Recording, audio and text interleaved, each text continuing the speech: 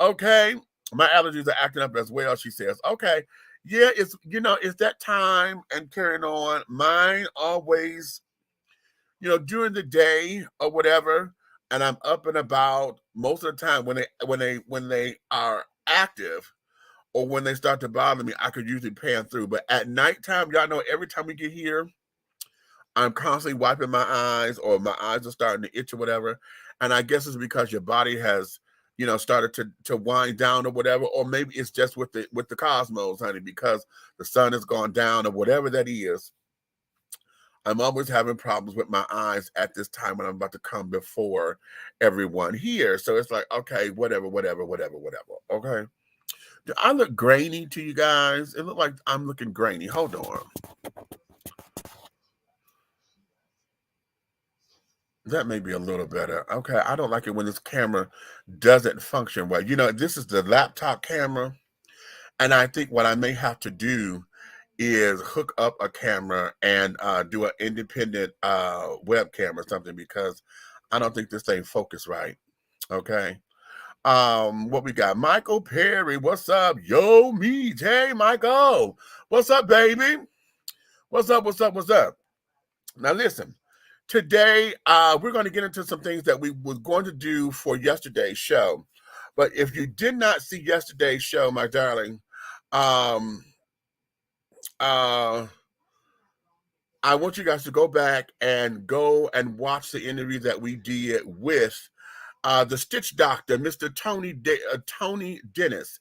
If you guys seen the tote and carry bags, the luggage and carrying on, he's a black man who owns those things, honey. He creates and he owns the company. So we have black luxury, honey, in suitcases and luggages and carrying on that looks absolutely fantastic. And it's black owned and black operated, honey. So y'all know anytime that I can take a product and we could do what we need to do to lift it up, honey, that there is the absolute tea. So we had him on. So I want you guys to go back. If you missed it, go back and look at that and really understand his story and carrying on, and take a look at some of the bags, honey, because some of the y'all will hear me just lose my mind on some of the things.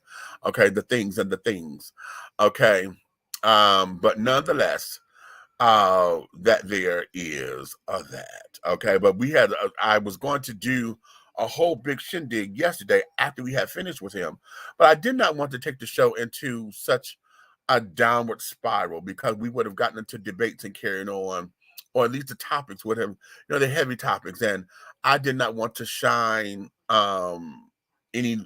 I don't want the light that was going to be shown on those topics to overshadow the work that he has done and to build his business or whatever. So we're going to do all that today. Now, I don't know if any of you are aware, but one of the things that we're going to talk about tonight, TICHINA Arnold. Have y'all seen this in the headlines or whatever? She's been getting criticized because of a post that she put up on Twitter.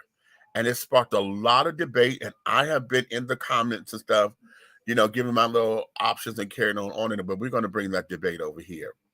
So we're going to talk about her, and that we're going to get into what exactly is the Black agenda. I know we've covered this one time before, but I want to recover it because we are in an election season. We are.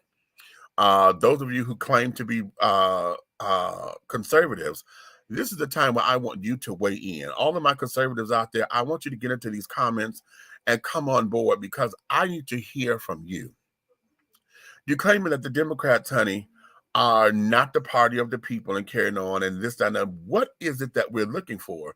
What exactly is the Black agenda when we're talking political, when we're talking about politics?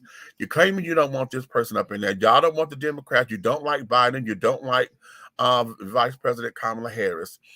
Okay, you just don't like this. So who was supposed to be in office? Okay, because we weren't going to put Agent Orange back up in there, honey, because that there was a nightmare and a half. What were we supposed to do? Who are we grooming to be in the space that's going to take care of our needs the way you say we need to have them met? Oftentimes, we have been into this whole diatribe of back and forth nonsense over semantics on who get what. But we as Black folks, we keep bitching and moaning and complaining, but we're not doing it with the right people or in the right places because it seems as though it's landing on deaf ears. Or we do not put the money behind it so that we can have the political power that we need. Economic power is going to give us the political power because we're able to move and shake with the rest of them. You know, there's a reason for those $15,000 chicken dinners. Okay, for those of y'all who have the money to fund it so that we can sit there and say, hey, this is what we got and this is what we're coming to the table with. And either you're going to do this or we're going to take all of this and we're going to put it over here. You know what I'm saying? We don't do that. So what is the Black agenda specifically? If you don't know, what should it be? What should be on it? Why is it that in a day and age where most of us are in the intersection and cross intersections of many different places, why is it that we're still on this thing of Black and gay? It's always Black versus gay, and saying that we cannot exist at that intersection. I'm so tired of, you know, having to fight with folks who are saying, oh, you Black first. Bitch, I am all of that. I'm all of that and above, because every time you see me carrying my Coach purse down the street, honey, you don't see Black man, you see gay first. You don't see Black first. You're the one who point out, oh, that's a fag. So that's on you, children. I don't lead with that. I come to you as a Black gay man, honey, all the time. I'm both simultaneously. Okay, but you refuse to acknowledge that. Or every time I say, okay, yeah, let's talk about this, it's only from a point of view that's yours. You don't never have my consideration into it. And if I interject my consideration, then it becomes, oh, you trying to push an agenda. Fuck you and trying to push a damn agenda. I'm telling you, I'm included here. And these are the stuff that we need to fight for collectively. You understand? So if we need a Black agenda, what the fuck is it? Somebody tell me what's supposed to be on this damn agenda that says that I should be Black first. Let's talk about that. Here in the state of Georgia, our governor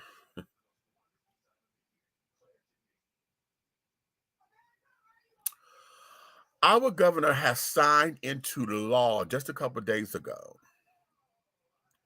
that the children, honey, you don't need to have a license to carry a gun anywhere these days. Okay, remember, you have to have a license to carry and conceal and carry on, right? Well, he put into law that no, you don't. So all of the money that the folks done set down and went to go buy to get permits and this, that, and the other, that is not, it doesn't even make sense anymore. Okay, it's nil and void because you don't need to have it now.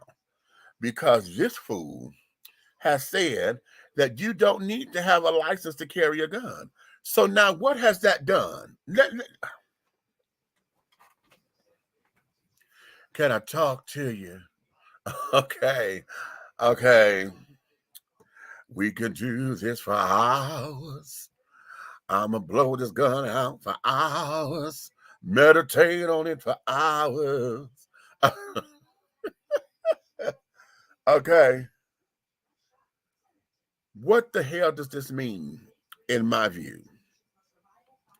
Number one, that we don't have any control over any of the gun shows and this, that, and that. Remember, there was a whole big thing to where people who attend these gun shows and all that kind of jazz, that they could sit down there and just buy these things haphazardly. You know what I'm saying?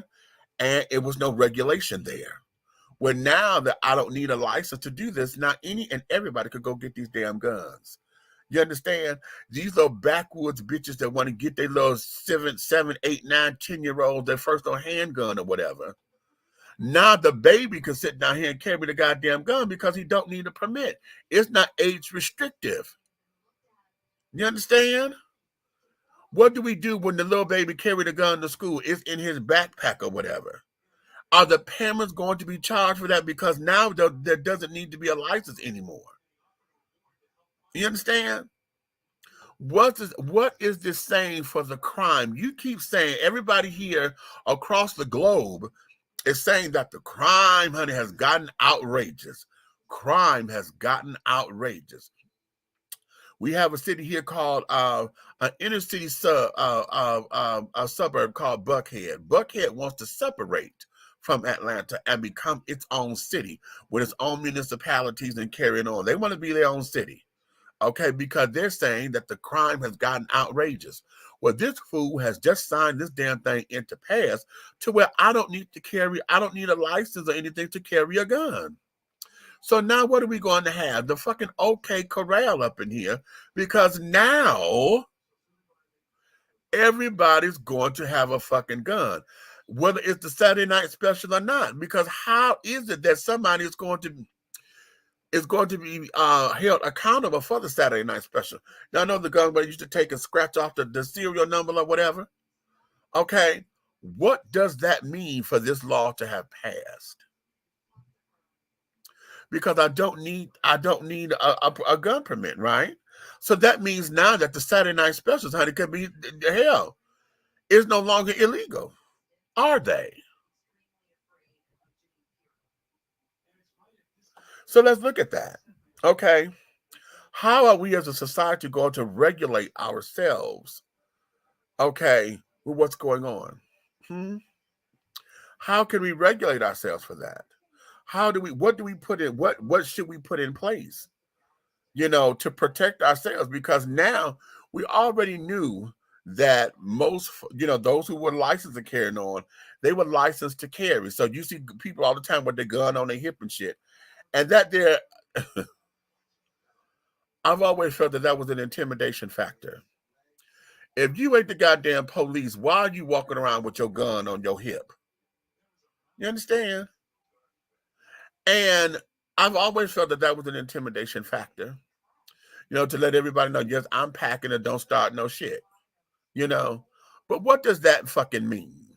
Here, what does that mean? Because if you packing like that, okay, and with the don't start no shit attitude, what the fuck is that supposed to mean? Are you saying that, okay, start some shit and I'm going to blow your ass up because y'all keep telling me that I'm doing it for protection? Well, if somebody gets a fat mouth at you and you don't like what they said or felt as though you being disrespectful, are you going to hit this clip and pull this motherfucker so you can say, nigga, shut the fuck up, or who you getting loud with and all that kind of shit? That's the part that doesn't register well with me, because how are you protecting yourself when all this is just words? You understand? We got this young, or the young folks up all the time and talking about, you disrespected me. You disrespected me. So now that I got a gun on my side, honey, I could just pull this motherfucker at any given moment because I don't need a law. I don't need a license here in Georgia to carry. So now what? Now, I don't know if many of y'all remember this, but there was a few years ago, a couple years ago, just before we went into lockdown and carrying on, we already had this gun thing on the books to where our dear old governor had signed that folks were able to carry guns in bars and in certain parts of the airport. You couldn't go through customs and through security. But if you just came into the airport to go, before you try to go to a flight or whatever, you could have a gun there. Why? That made no sense. Why would you tell somebody it was okay to carry a gun in a motherfucking bar?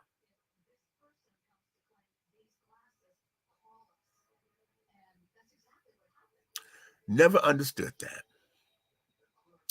But then again, maybe I do. Okay, maybe I do. Maybe this here is the underlay for the overplay. Okay. The underlay for the overplay. Okay. Everybody, there's an agenda here. Since everyone to talk about agendas, okay? Agendas. Okay. What does this mean on the grander scheme of things? We mad at the police because we're saying we got a lot. We know that police brutality is ridiculously insane.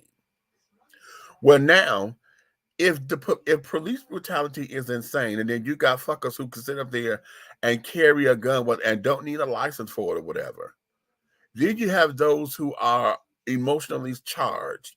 You got those who out to set a point. You got those who have a Napoleon complex. Okay, what is this? What does this mean? Okay, what does this mean? Because see, now I don't know what's real or not. Okay, as a police officer, I'm coming up on the scene or whatever, and I now have to expect the worst because I don't know if you're carrying or not. Okay, and then with this law being passed here in Georgia, I need to expect that you are carrying until proven otherwise. At least that would be my thought. Would I be wrong for thinking that way?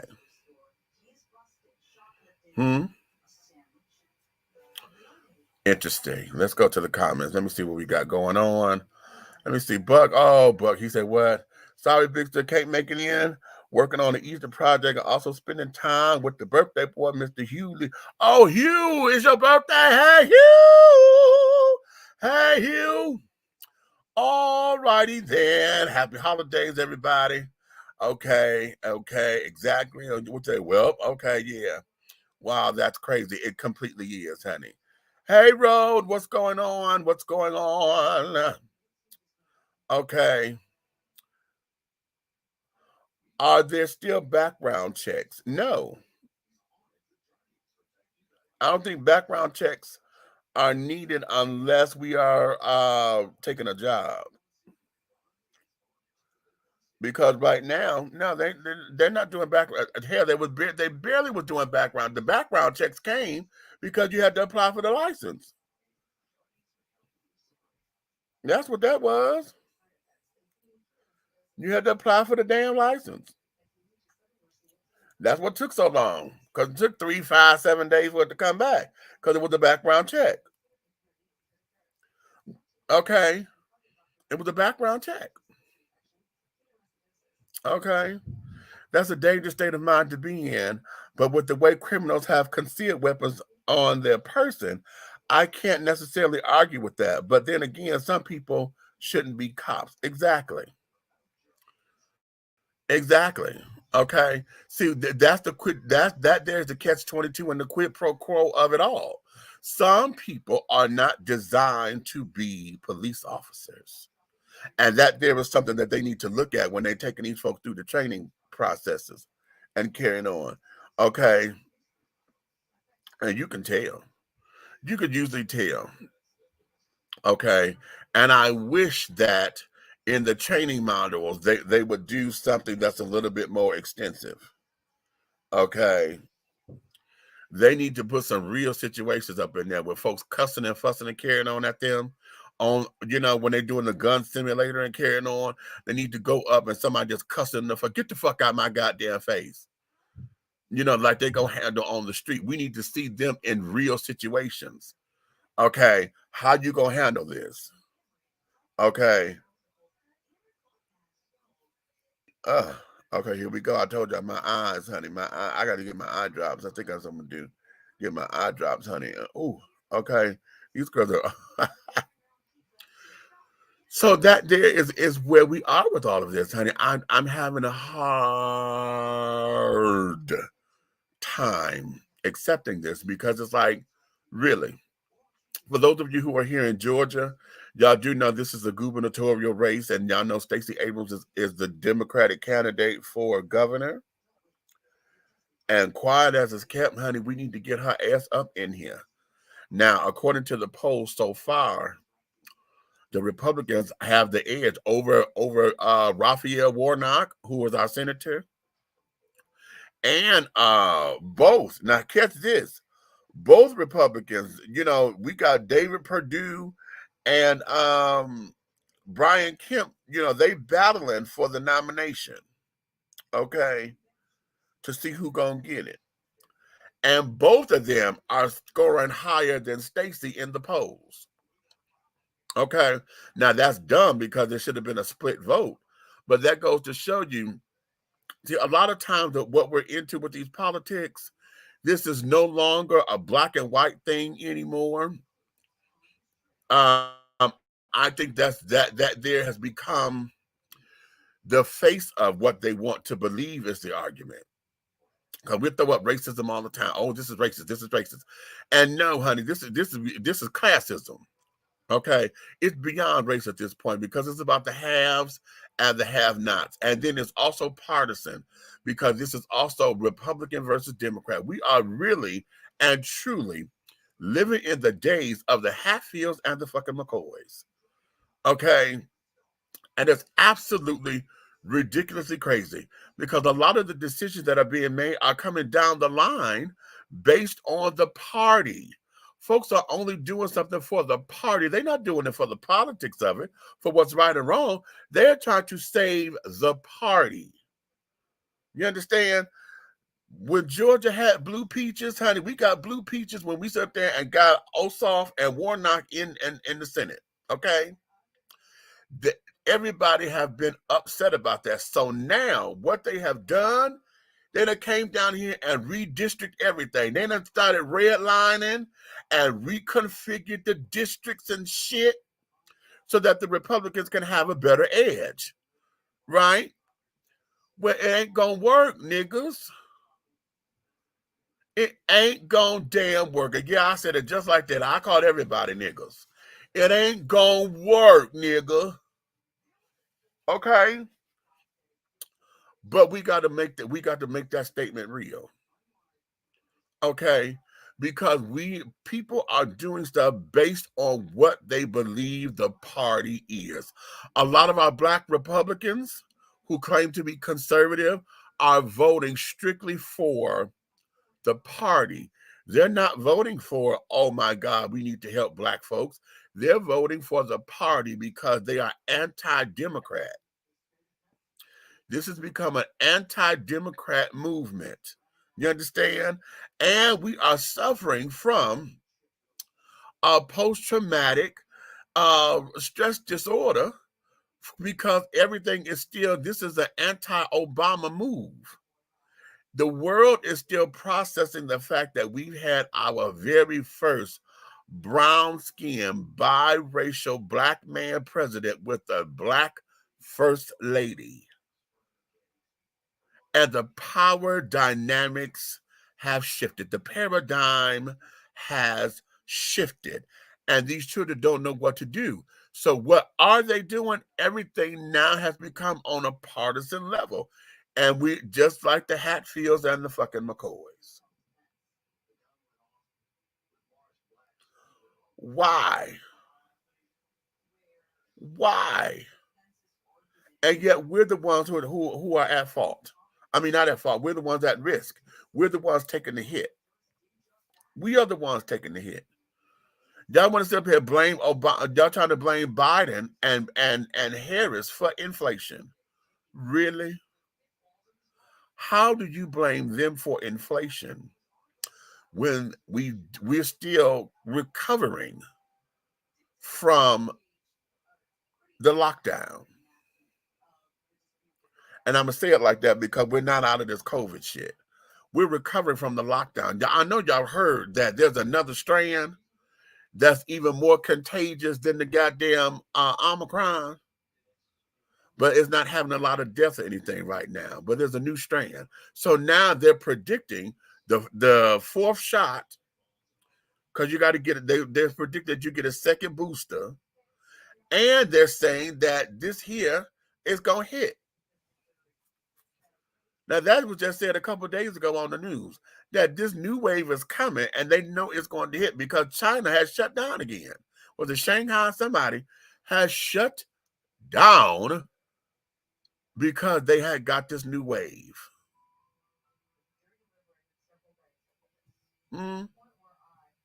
So we are coming, we're post-lockdown. So if we couldn't do shit, we still got ships and tankers that's still out at sea that have not been able to deliver the merchandise. And God help us if there was any kind of food and stuff on there, because that shit done rotted now. Okay, it's no good. So that there is money that's just wasted. But all of the other stuff that's there that we've been trying to get in, we still have not been able to get the stuff off the goddamn ships. So inflation is why, because things are going up because the supply and demand is off. Inflation is up because people are trying to recoup the money that they lost during the lockdown. And y'all gonna blame that on who? Oh, this is the worst inflation we done had in 40 some odd years. Well, we've never had a goddamn pandemic to deal with that caused the economy to dirge like that. When we were dealing with HIV/AIDS, it did not hit the economy. Those children were dying off, but the economy did not suffer. The economy was still thriving. None of the stores and nothing shut down the way that we did for COVID-19. You understand? And everybody want to blame this on shit that's out of the control. And that ain't cute. What the hell is that spot? Y'all see this? Wait a minute. What is that? Okay, you know what? It may be this camera because something just happened with this camera. And I was like, what is that? It went out of focus for a second. So that there is that. Okay. That there I'm just hateful with it all. You know, I'm hateful with it, and I'm just tired of us looking for scapegoats and we're not blaming the right people, or at least making sure that it's going to be fair. If you're going to put your blames and shit up there, honey, at least make it be fair. Okay? Let that shit be fair. Because right now it's not. And y'all know it's not. You know it's not. Okay? So let's move on. And let's go here. I want to read to y'all this thing with TICHINA Arnold. Okay? Oh, and I got a couple things to play. Couple things to play that's going to work into this. Okay? Now, TICHINA Arnold is catching y'all. And for those of y'all who don't know TICHINA Arnold, she's best known as Pam from Martin. Okay. And she posed this question up on Twitter a few days ago. And this here was something that sparked interest. Okay. And she says, listen, honest question. What can we as Black women in America do to stop aiding in the emasculation of Black men in America? Okay. So this here has taken on a life of its own. Okay. And the comments, darling, have just been everything. I'm going to read a couple because I'm like, okay, here we are. This one person says, we as Black women are not responsible for the image that Black men have created for themselves. I wish people will stop placing this responsibility on us. I responded to her and I said, that's not what she said. She didn't say Black women are responsible for it. She's asking, how can Black women aid, help, assist in stopping it? One thing is, if we are to reclaim our time, we must reclaim the Black man as ours and not theirs to humiliate and demoralize. Okay? Now, of course, down the line, you know, the children got into it. And of course, they brought up, you know, the images. They done brought up Shanae. They done brought up Wanda. They done brought up Big Mama. They done brought up Rasputia.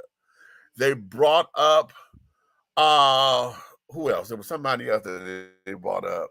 I can't think of it. It was one other person. Of course, you know, they'll talk Tyler Perry. Okay. Now I'm surprised they didn't put this picture up in there, but usually when they talk about the emasculation of Black men, they always throw up in there Ving Rhames as Holiday Heart.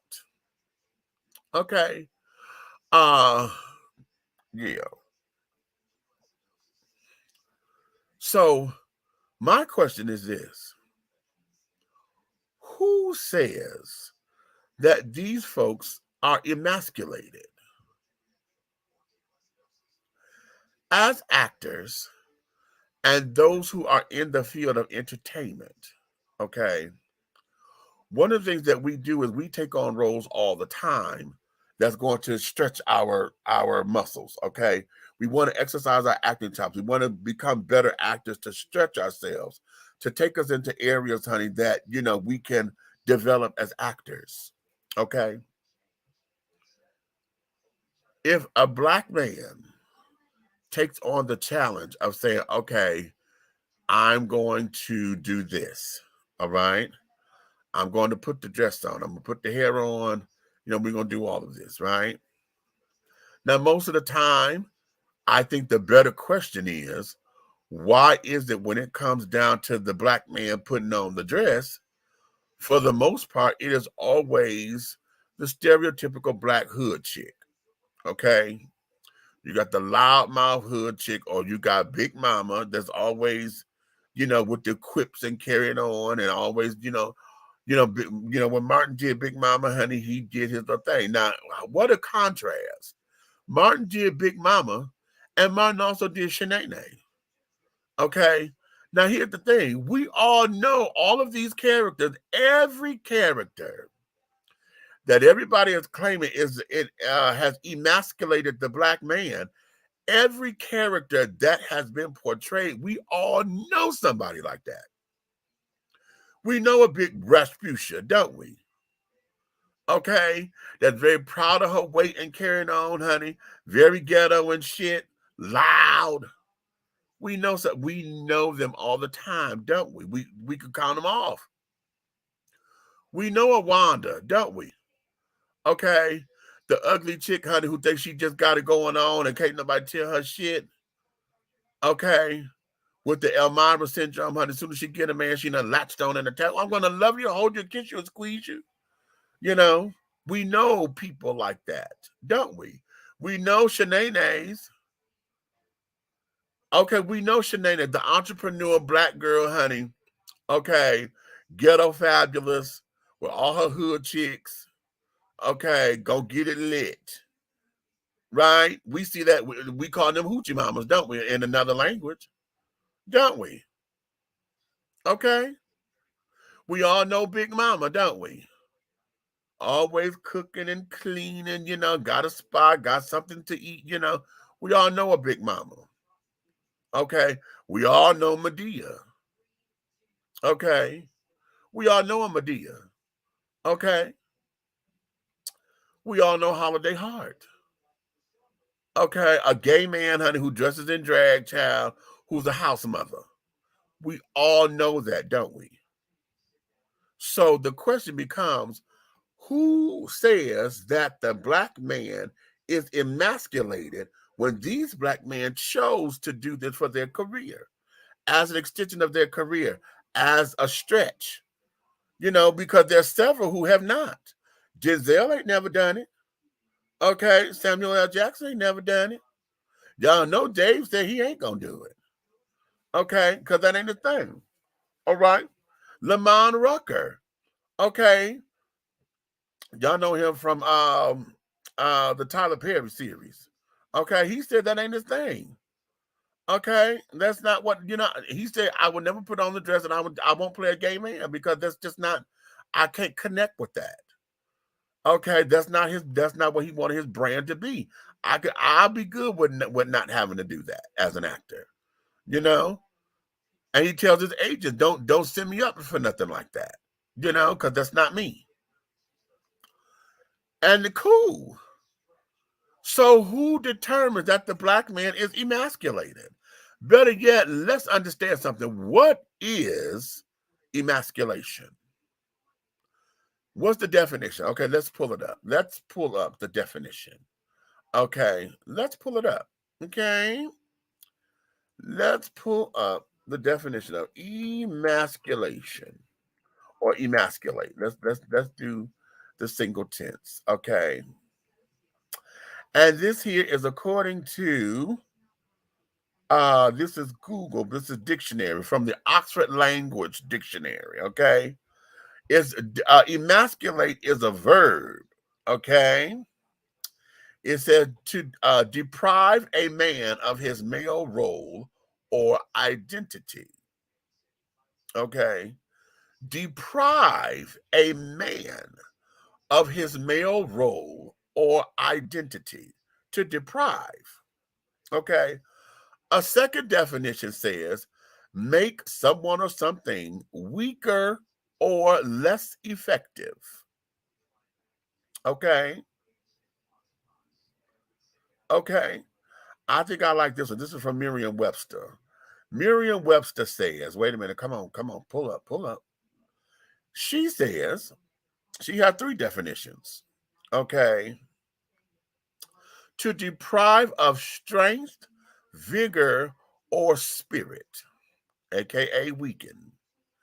To deprive of virility or procreative power, aka to castrate. Okay. To remove the androecium of a flower in the process of artificial cross-pollination. Okay, to remove the androecium of a flower in the process of artificial cross-pollination. Okay. So basically, honey, y'all done took the damn the sperm of the flower, okay, because you're using an artificial process to cross-pollinate. Okay, this is how they make these flowers and carrying on. You know, you get these beautiful hybrid flowers or whatever. Well, they have to do that artificially. Okay. Yeah. So now let's go back. We talking about to deprive a man of his role. Okay. Who deprives that? Because if the actors, and see a lot of the folks who feel this way, you know, they're like, well, Hollywood does that. You can't get nowhere in the Hollywood if you don't put the dress on and blah blah blah blah blah. They make it to where you can't make the money, blah blah blah blah blah. Well, if it means that much to you, then you're not gonna do that, are you? Because Denzel and Sam Jackson and Boris Kojo and Shamar Moore and Morris Chestnut and Tay Diggs. No, Tay Diggs did put on the dress. He did that on the stage play. Because he played Hedwig. He played a drag queen. Who else? You know, when we do all that there was not emasculating the man. You know, it did nothing for them. I mean, they said that they wasn't gonna do it, and they still making money. They still doing the you know, doing their thing and carrying on. So why or who determines this whole emasculization? Okay. Who determines that? Because one of the things that I truly believe is that oftentimes those who disagree with the man putting on the dress, or I should say the black man putting on the dress, because we don't have all this when white children do it. Okay. Tom Hanks did a whole how long was Bosom Buddies on, honey? Tom Hanks and Peter Scolaro were on TV, honey. Bosom Buddies. Okay. Bosom Buddies did how many seasons, child? Okay. They had 2 seasons, okay, 37 episodes. Okay. 2 whole seasons where they were in a dress most of the damn time. Nobody talked about them. Nobody talked about Milton Berle. Nobody talked about Tony Curtis. Okay.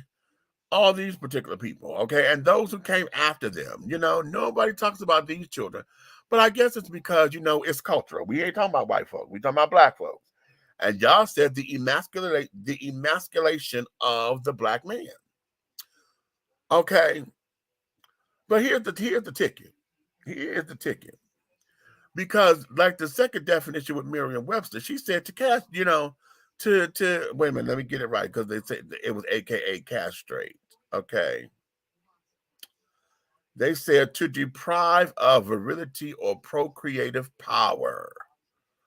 To deprive of virility and procreative power, to castrate. Okay. So now let's talk about that, because see, that there is when we started talking about emasculating black men or whatever. That was the beginning of what we thought it was supposed to mean, because it meant that you got it to a point to where black men could not procreate. They were given vasectomies and carrying on, and this, that, and the other, castrate them, so that we could not have children. All right. But then it became a much more developed entity, because the power to the people children wanted to believe that Hollywood got something to do with it. Y'all were pissed off because Ving Rhames played the drag queen, and he up in makeup and hair and dresses and carrying on. Okay. Y'all were pissed. Okay. Pissed. All right. But didn't nobody get pissed with Eddie Murphy. Now, Eddie Murphy done played Mrs. Clump, Grandma Clump, Rasputin. Now, when he was playing the Clumps, he was all right, wasn't he? He was okay playing the Clumps. In fact, playing Miss Grandma Clump, honey. Okay. Come on, Cletus. Come on, Cletus. That was okay, because it was comical. Nobody questioned that, did they? Now we got Rasputia. Okay. Everybody all up in arms, child. Up in arms. Well, did that castrate him in any way? No. And y'all know it didn't. He got 10 kids. Okay. Did that cut him off of his manhood in any kind of way? No. Why? Because we all knew that this was a character, like he's done with his other characters. When he played the white guy, when he played the Jewish guy, when he played hell, even the barbershop attendant, hell, even when he played the gay guy with the singer, Sexual Chocolate. Okay. Nobody. Okay.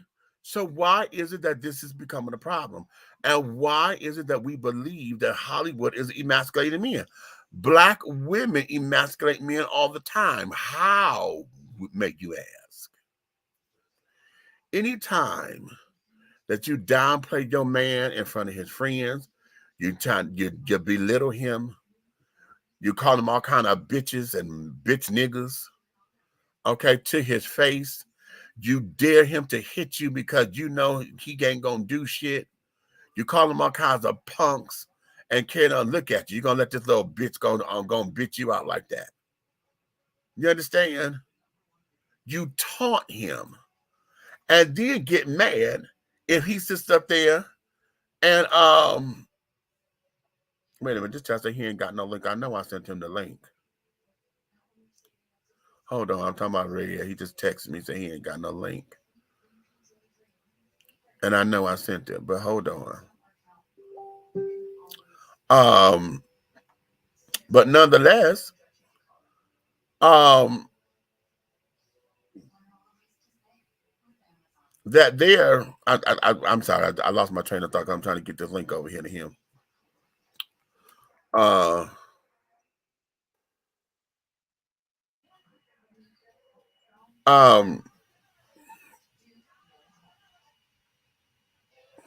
No, maybe I didn't. Okay.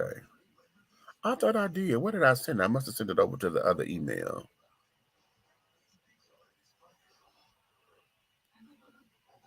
Okay. I'm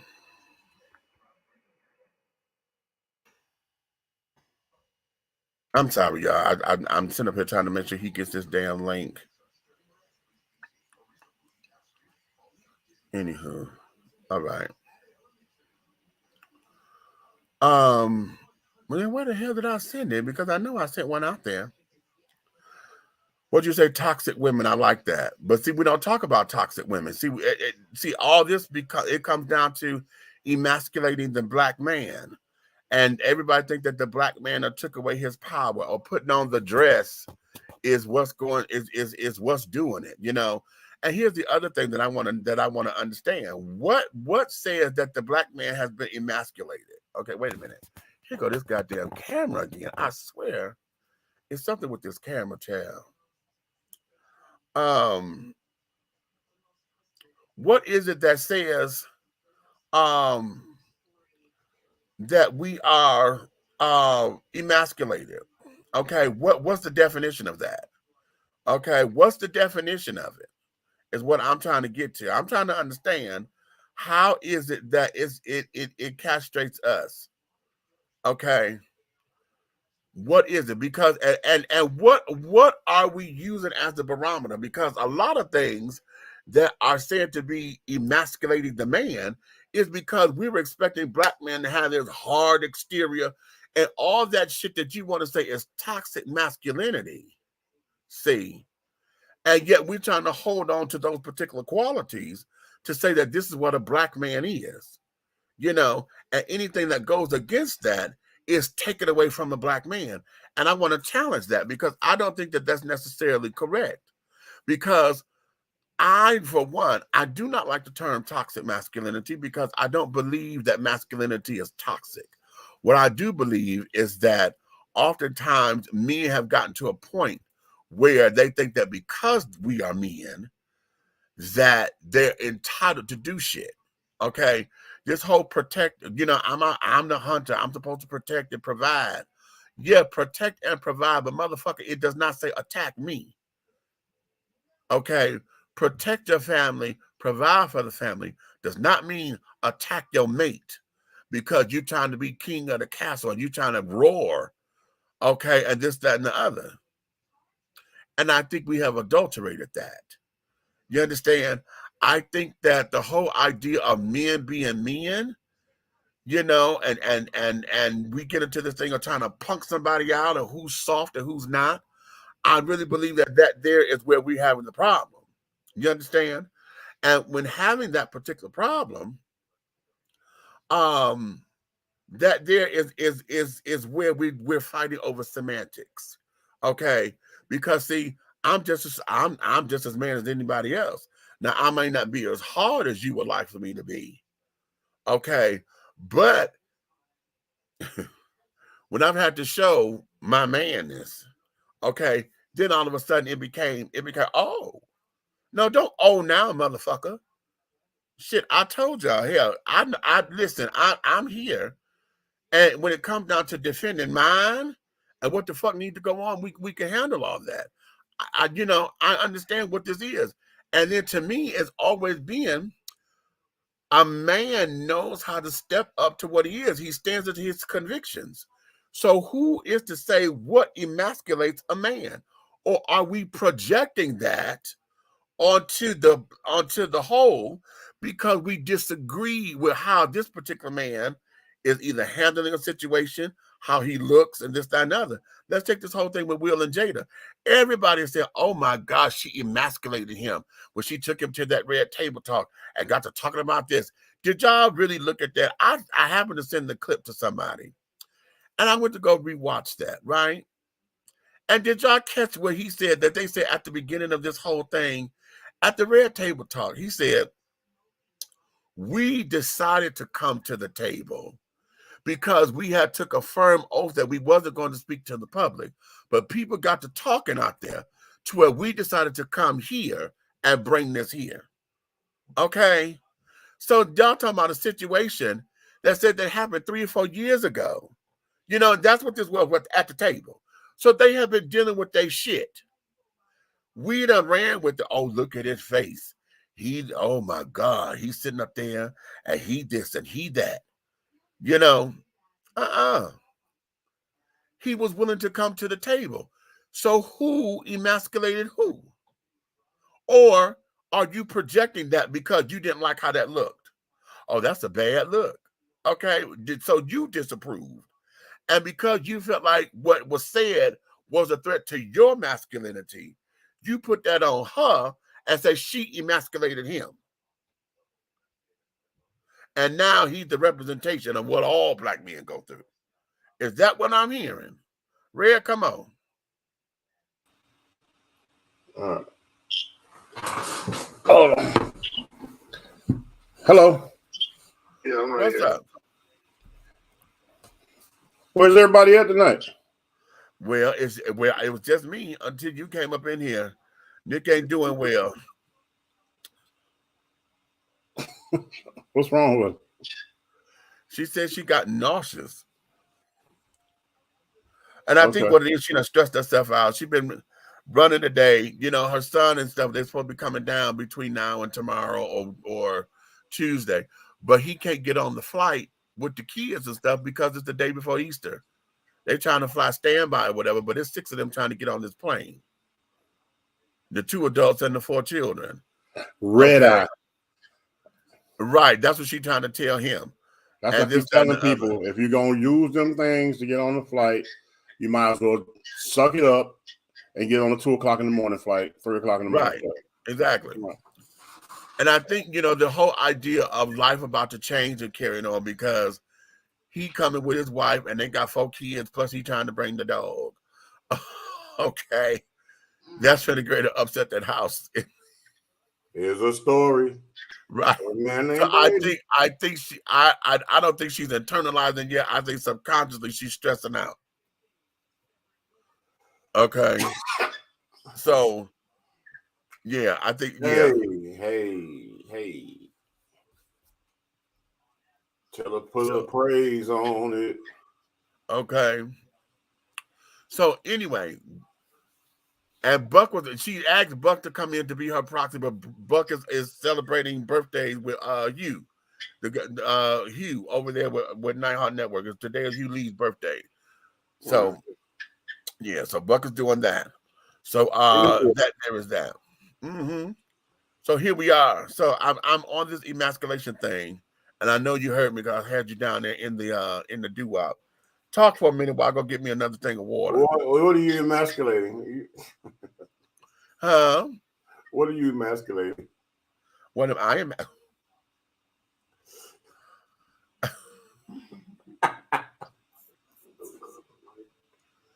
That does sound like a disease, doesn't it? Okay, yeah. You're emasculating. Okay, you're emasculating. You're emasculating, darling. Okay. Hey, Pastor Ken. What's that? You're emasculating. What?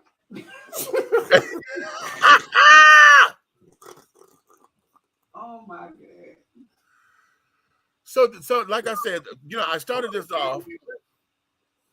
We're trying to diagnose everybody who's emasculating. Really? Yeah. Okay. Yeah, I'm gonna have to go to the altar on that one, though. Oh, that's good. I'm gonna have to go to the altar on that one. Okay. Okay, you go. Hey, you go refresh your haberdashery, and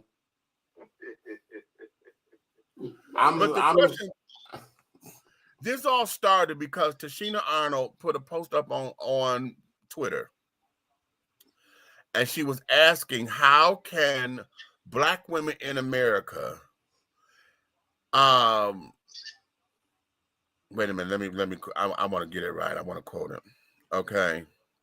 How can we as Black women in America, what can we as Black women in America do to stop aiding in the emasculation of Black men in America?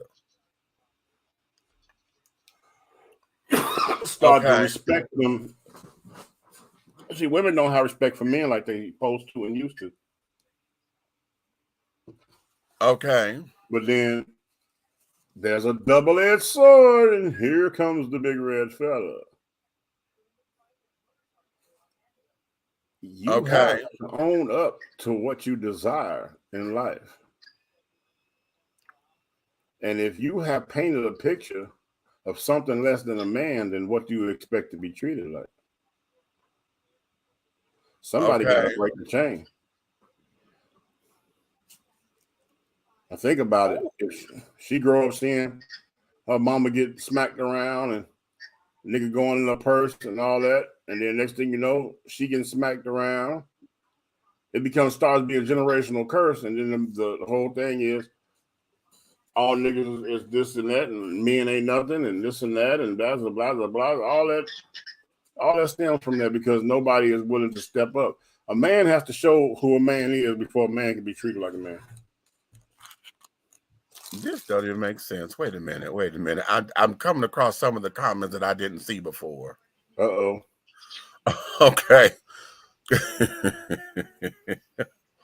And of course, he is an ass, and Lord have mercy. Someone says nothing. Black men have to stop treating the following things as emasculating. Having emotions. Oh, I misread that. Okay, that's what it is. I misread that. Never mind. Have to stop treating the following things as emasculating. Having emotions other than anger, asking for help, being LGBT, not being the primary earner in the relationship, liking things that aren't considered manly. Okay, I have misread that. Okay, never mind. I like that answer. Liking things that aren't being considered manly. What exactly does that mean? She says the black men have to stop treating the following things as liking things that aren't considered manly. Yeah, well, you know what that means, shit. Because a man ain't supposed. You know, it goes down to the whole thing. What a man ain't. Okay, a man ain't supposed to like the color pink. A man ain't supposed to like flowers and carrying on. A man ain't supposed to want candy and flowers on Valentine's Day. You know, that kind of bullshit. Why not? Because, I want candy and flowers. okay, but that's you. But take you out the equation, because you represent the anomaly. Okay, and with your dexteria, most folks are not going to challenge you because they see your masculinity is intact. What they get shocked by is the fact that you like that you like flowers, and you say, "Oh, I want flowers and candy." And there's a lot of men who are like you, but that's not the norm. What we got are the assholes who will sit down there and say, "Oh, my bitch better this, and my woman better that, or my harem better this." Okay, can I rectify that and fix that for you? Maybe. Let's see what you got. There's the ones that are like me and the ones that lie about it. Talk. Let me go get something to drink because I like where you're going with that. Okay, and this is the problem that we have as men. We are so against showing our emotions and feelings when it comes to situations. I don't say situations, relationships, entanglement, call it what you want to. But when it comes to doggone being in something with a significant other or another sex, you don't want to be the person on the receiving end of emotional type things. It's okay for a woman to buy you flowers. It's okay for a woman to take you out. That don't make you less of a man. That make you respected, or that make you feel, she's trying to show you that she appreciates the thing that you have done. As you could have been a provider, and she recognized the provisions that you have put forth, and she's in a position to show you something back. And a lot of times women are showing you things that they want you to show them. So sometimes it might be where you don't understand it. So what they're going to do, they're going to wine and dine you and take you out and give you flowers and candy and maybe buy you some jewelry. And when they do all this for you, they are setting the example. How good did that make you feel? So it's up to you to have sense enough to be like, I should return the favor. Right. That part. That right there, I mean, it's not rocket science. Relationships are not rocket science. People make it hard. Exactly. And a lot of that is because of social constructs. Yep, this is true. We have a lot of social constructs which says we done got so into what this rigidness is about what is supposed to be masculine, what is supposed to be feminine. Right. And the whole idea of emasculating a man. Let me go back to this comment because somebody said something real delicious. Not delicious. Yes. Okay. Wait a minute. Where was it? Here. He says, I appreciate the gesture, Miss Arnold, but I don't know if this is your responsibility. In and of itself, emasculation is a subjective construct.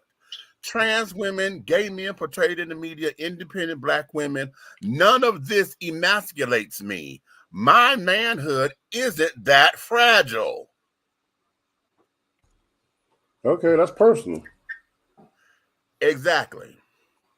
And that's the point. And I think that's the point, which is what I'm saying, because who determines that a man is emasculated or this emasculated? Okay, well, you know what? Let's do like they do on other shows. Let's phone a friend. Pastor Ken. Yeah. How do you feel about men getting a manicure? Well, like I said, on school, some jobs, and you're dealing with a lot of people. If you work with your hands and you're dealing with professionalism as far as a business job or career, You don't want your hands looking bad as you're dealing with business. All right. There's nothing wrong with getting a manicure, and that doesn't cut a man from manhood. It's just basically he's meticulous in the way he carries himself, even when he does business, even when he wears a suit to work. A lot of the judges, and some of them, because they deal with professionalism, they want their hands to be presentable.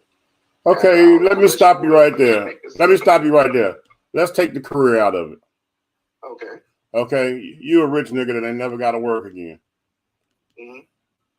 So, how do you feel about getting a manicure and a wax? I ain't gonna say about getting no wax, bro. I'm gonna have to back up on that one a little bit too quick. Why not? Does that emasculate you? Uh-huh. Does that emasculate you? Does it make you feel more of a phenomenal woman if you get waxed? Not phenomenally phenomenal. Shut up. That would be totally determined by what does a man feel is a definition of a man. And this is the problem. Everybody's giving different definitions of what they feel a man is. I've heard some women say that a man is one that's a real man is in jail. That's not necessarily so.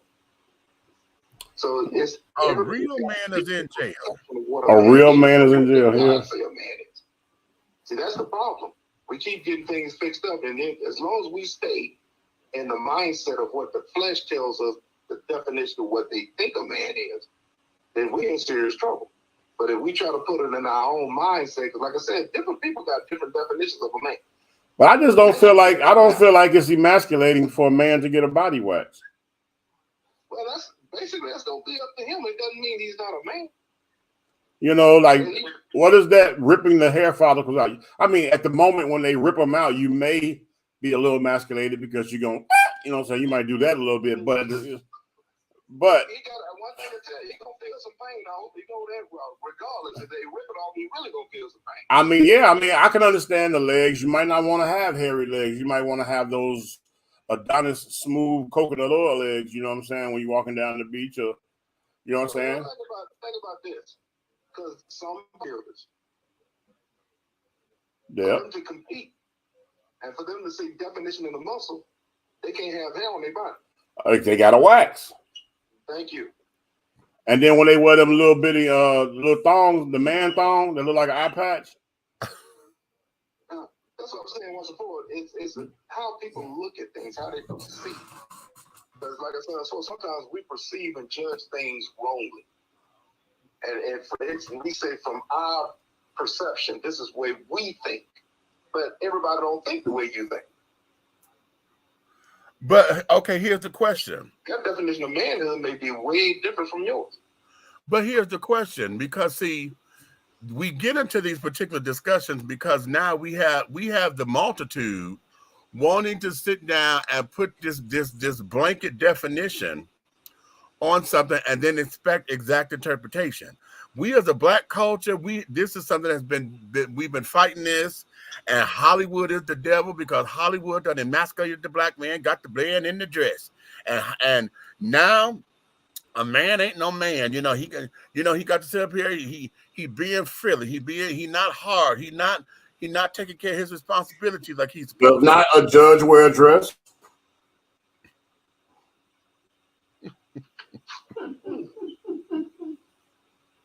Let's ask a question of historical, I'm going to call it estrogenism. I love my words. Look, when high heels were created, who were they created for? Right. Huh? Right. Pastor Ken? You talking about the velocity stacks? When high heels were created, who were they first created for? When you talking about 1970s, when they had the velocity stacks, they were high heels? No, I'm talking about powder wheels, baby.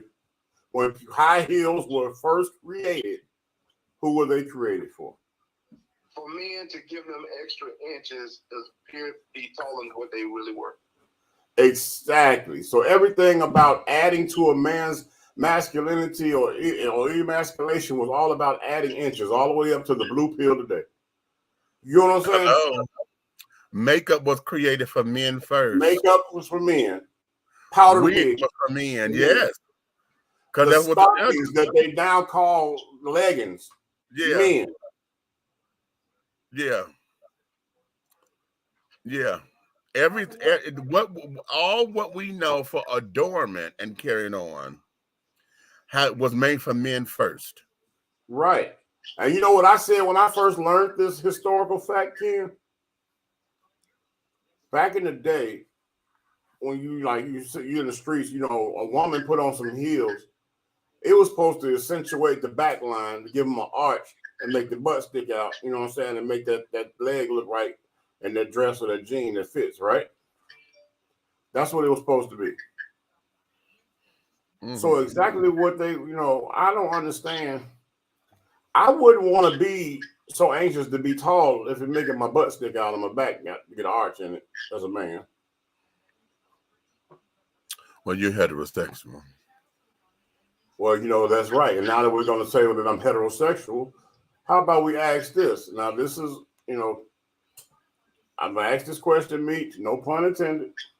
But when it comes to the whole wax thing, right? Right. You being the man that you are, right? Mm-hmm. Where does emasculation and masculinity come in at with two men rubbing their legs together and one hairy? Do you prefer a hairy leg man or do you prefer a man that's waxed? Depends on who it is. It depends on who it is. Mm-hmm. So based on the date of the week, it's either going to be Ollie the Seal or Woolly Mammoth. So yeah. It depends on my mood, yeah. Oh, so you have to be in the mood for a roughneck. Right. For me. Okay. Now you asking me. Okay. That's awesome. Okay. We're going to change the subject now because I don't want to hurt my pastor's ears. But I just was curious about what people's mindset are, no matter what walks of life they're in, because there's a lot of things that people, like you grew up in the hood, like something you told me years ago you hated. When the man telling their son, man, so what? Get up, get your punk so up. Get your punk, blah, blah, blah. Don't be no punk. Men don't cry. Wipe your face. Right. Well, sir, you might be a little out of pocket. Just a little bit. First, you don't need to call the child a punk. First, you don't need to lie to him because men do cry. So, where's the emasculation coming from in the beginning? Well, let's go here. Let's go here. Because right now, and I've been on this particular kick because I've always said that the term masculinity, the definition needs to be broadened because we have a lot of unspoken rules. Y'all know every time we get on this subject, I always say that we have a lot of unspoken rules when it comes to being male in this society, and I believe this is worldwide. Although in other cultures, they're a little bit more lenient in some behaviors that American culture is not. Okay, right. Like in Africa and Canada, two men walking down the street holding hands is not a sign of homosexuality. And okay, and that would be in the United Emirates as well. Okay, so that's not what that is over here. Okay, we have conniptions. We lose our damn minds. Okay. Also, did you know this information, Ken? What's that? Men in other countries walk through malls, down the street, conversating, best buddies, brothers, spiritual or other, holding hands. Is in different countries, am I correct? Obviously, it ain't happening over here. Well, the thing about it is that, like I said, if different countries have different ways of doing stuff, until we study what their culture is and what their acceptance is, because a lot of times, once before, you have to have the knowledge to know why they do what they do. This is why I always tell people before you start saying something, don't prejudge folks until you know their culture. They come over here, they may think you weird the way we do. Well, they do think we're weird because they can't tell who you're loyal to, and their loyalty lies in being able to not look at emasculation's view of holding hands with who your best friend is, or your brother, or your family. You know what I'm saying? Right. I mean, like I said, it's different cultures because, like I said, again, is how that culture was designed in the first place. And then I look at when they start saying men don't cry, but my question goes like this: didn't the Bible say that Jesus wept? Facts. I don't argue that. I don't argue that. So I'm trying to figure out from man's perspective, and man's perspective has been so warped because, like I said, he came through the line of Adam. Adam had nothing but sin. So from their definition, you got so many different men telling you need to be hard. Don't cry. Don't come on, brother. Really? Jesus wept. Okay. Was the greatest. But So my question is, who's your example? Right. okay. Okay. And Jesus. So if your example, if my example has been another man, well, I know one thing for a fact. The Bible says that we are basically full of sin. And I don't stand up and say I want to mimic another man. But the Bible tells me to seek. Seek who? It didn't say seek man. No, it don't. Okay. Okay. Now let me go here because see now let me get back to the original question. It says, what can we as Black women in America do to stop aiding in the emasculation of the Black man in America? So I'm stuck there because Well, you know what? I'm gonna give some. Let me get some advice where you stuck it. Okay. This is not to the men. This is to the women. Mm-hmm. What you can do to stop aiding in it is stop being so upset about the word obey in the vows of marriage. Okay. When they hear obey, all everything break out. They have no type of servitude when it comes to their woman. I mean, like women, you know, it's like nowadays, I'm gonna count these days. A girlfriend, what you know they call, that's what females call each other. That's my girlfriend, my home girl, whatever, right? Mm-hmm. Can say, girl, you cooked all this, can you fix me a plate? And she will. Go and fix a plate, fix herself a plate, and her man have been sitting there the whole time. He bought the groceries. Mm-hmm. And be sitting down high-fiving and kicking it with her and be like, oh, baby, this is good. I wouldn't know because you didn't bring me a plate. They have a problem with that being the first thought of the process. Okay. Oh, okay. Wait a minute. Hold on. They have a problem with that because for some reason, they don't want that man to be on that level of masculinity. They want to make sure that they control all kind of factors, and it's kind of petty to me. Okay, I see where you at. You might not have seen your mama do it, but you sure seen your grandmama bring your grandfather a plate. Mm-hmm. Okay, now, all right. Wait a minute. And those are the times and the years and the series of people that wasn't emasculating their men. They respected them as kings in their household, as heads of household. Even though the woman, mama ran the house. Right. The king was respected. You didn't tell him, you never heard grandma say, why you leave these shoes at the front door? Get the shoes out the front door. No, she just saw him and got him. Okay. All right. Okay. We go differ here. Because I hear where you're going. Because that's what happened now. They feel like it's a problem or some type of issue. Nobody's saying be a servant or be some type of slave. But let's keep it real. If you're marrying a person, those are vows before God. Because obeying there and God is in it, don't worry about that. He's not going to obey you to jump in front of a train. Okay. Wait a minute. He's going to tell you stuff that's going to help the both of you all and not harm you. Okay, hold on. See, women out here, they don't want to listen, don't want to be told nothing. They want to be the man. Well, okay. Women have become the men that they're looking for. And that's why they can't find the man they're looking for because they're too busy being it. Right. But here's where this is, and this here, that word obey has become adulterated. And what has happened over the years is that it has never been reclaimed. Okay, and it has never been taught because everybody wants exact interpretation of that.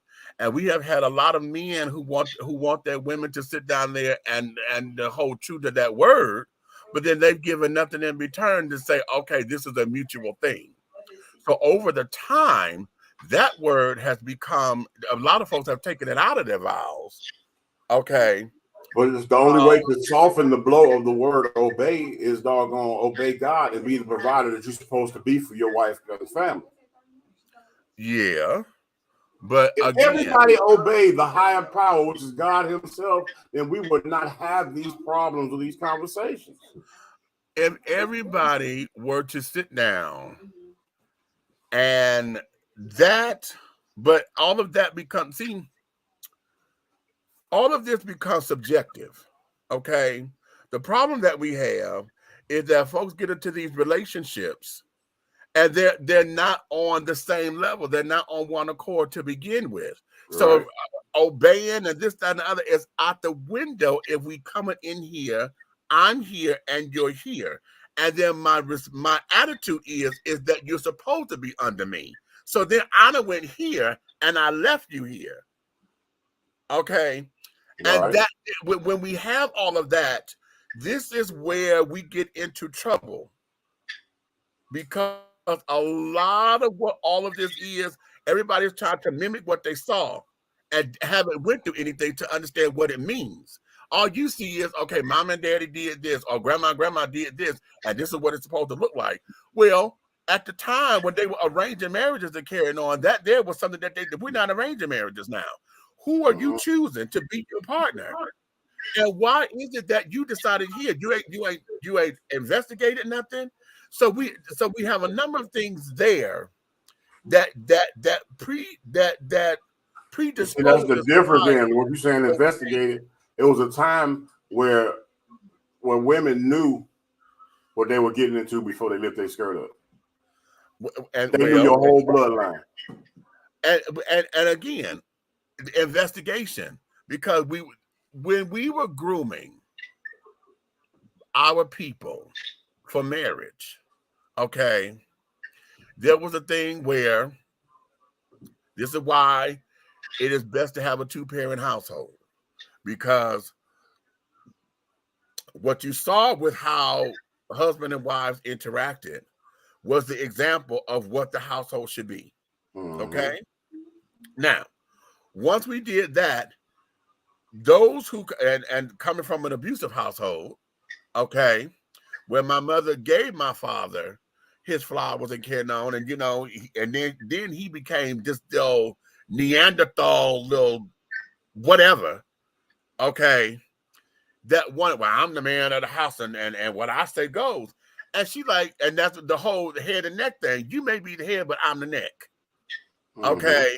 We in this together. You can't move without me. Okay. Then it became, I said what I said. And so then when what he said blew up, now you mad because she got the backup plan and her plan worked. But you mad because it wasn't your idea. So now we got all this old bullshit that men have been struggling with, that kids, our generation, have struggled with, to say what is masculine, what is not in a home. Okay.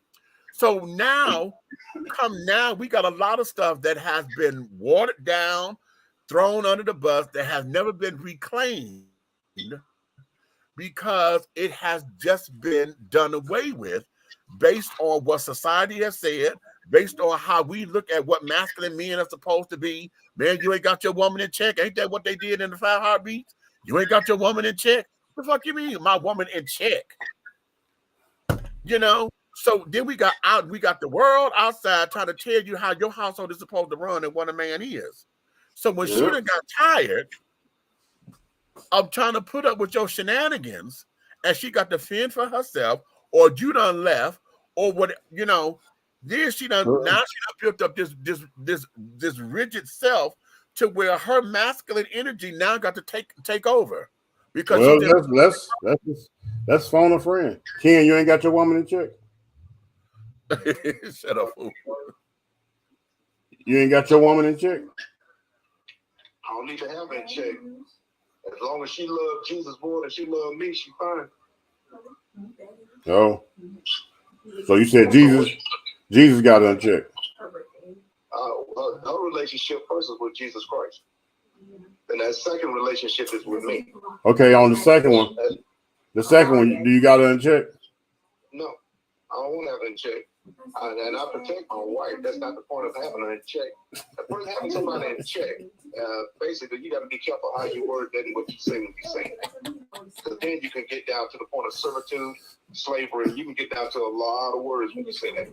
But if you understand, if I know my role as the husband and my wife know the role as the wife. Okay, stop right there. Stop right there. Where's my sister at? Is she there? Did you hear? Yeah. Yeah, she about to knock out.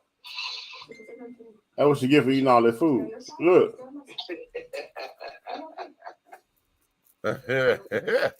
Well, Sister Scandal, I want to ask you a question before your eyes close.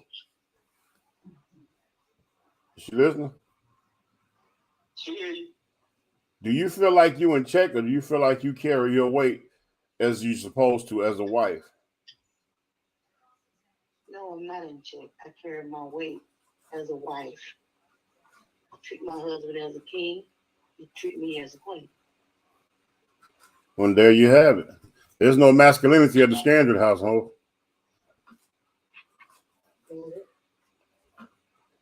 See? Okay. The only other masculine person at that house is my sister. So Now you would have to start on the idea of all of this, and as y'all can see, when we see these particular things, when it comes down to getting into the elements and the ramifications of all of this, and I like what the guy said. My masculinity is not that damn fragile. Right. Okay, I'm not that fragile because I know who I am. Exactly. I don't worry about this stuff. Do you think I care know what opinion somebody have about me having a friend like you? Right. You think I care? Okay. Huh? If you got a negative opinion about it, you better keep it to yourself. But the thing of it is that this here becomes this whole big old battle because we as Black folk, like I said, we are fighting over semantics. We sit up here doing this song and dance over something that really it doesn't amount to a hill of beans in the bigger picture of all of this thing. It does not matter. That's what The Rock said. If you don't want to wear the damn dress, then don't wear the dress. How is the dress emasculating Black men? Okay? So there's a lot of emasculation going on in Ireland. But that's Ireland because I've heard folks say this. Well, we ain't talking about them because that's a whole different culture. I'm talking about Black folks. They ain't Black. And carrying on. And it's like, right. Why is it that we put so much emphasis on that? We put so much emphasis on effeminate men, and I've already talked about the LGBT children, the alphabets.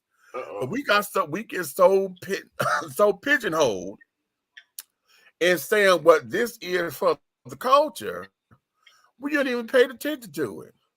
All you know with the flamboyancy, you don't know the struggles, because the flamboyancy, honey, is just the outward expression. I got the same struggles as you. Okay, when walking down the street, in fact, I got more because I'm not dealing with just white folks. I got to deal with you because you think I'm something different. So now I got to deal with you and 5 of your friends who think y'all supposed to jump on me to beat my manhood in me. And then when you get your asses whooped, honey, then it becomes a whole different thing. See? And then if it's all about the fight, why is it that now that you see I know how to protect myself, you still won't leave me alone? But you know what's crazy? All about that. It's crazy you brought that up, right? You know how social media, and they always showing all these fights, right? Right. You know, they're always showing these little ignorant fights. TikTok, you know, YouTube, whatever the case may be, Facebook. I know these fights exist where a homosexual guy has beat the mess out of a heterosexual guy. Yeah, the one in Walmart. I mean, that was at the Waffle House. I know y'all saw that one. Okay, but I'm saying it was like you see how you just made it clear the one at the Waffle House. You never see a series of those fights. You never see that as a thing. They don't never get posted like that. No. So they don't want to have the accolades of this man that's supposed to be so different because he like other men showing the whole championship where he's like, okay, here's 99 videos of this gay man beating the heck out of this dog straight man. You don't find those videos like that because, like you said, that one. I know, and it's funny. I know what you're talking about because it was that one. And that's just weird to me. Like, you so worried about this man's sexuality and winning the fight, you don't want to post it. You post everything else. Everything else.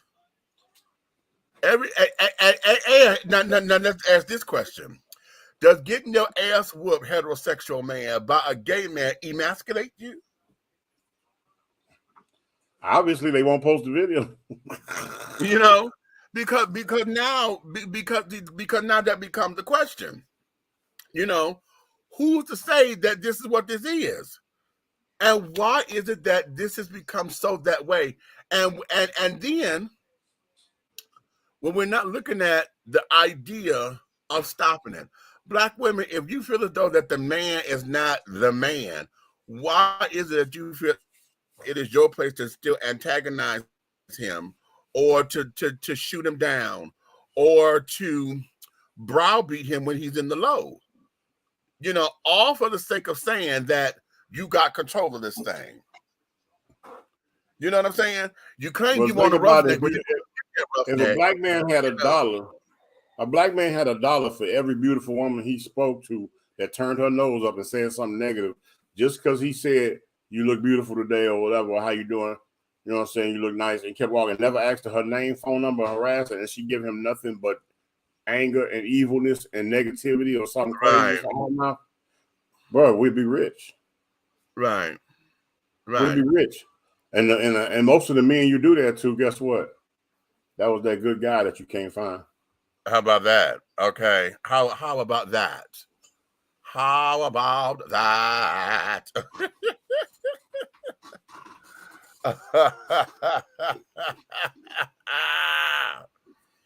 But yeah,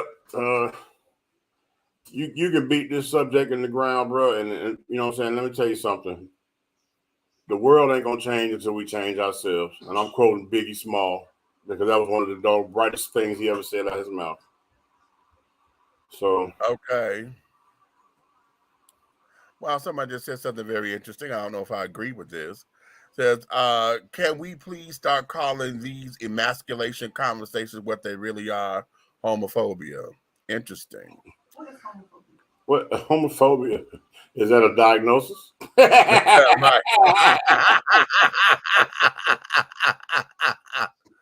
Someone else says emasculation of the black men in America is a myth, has become a weird dog whistle phrase y'all use to talk about black gay men and trans women simply being more visible, as if their mere existence is demeaning or antagonistic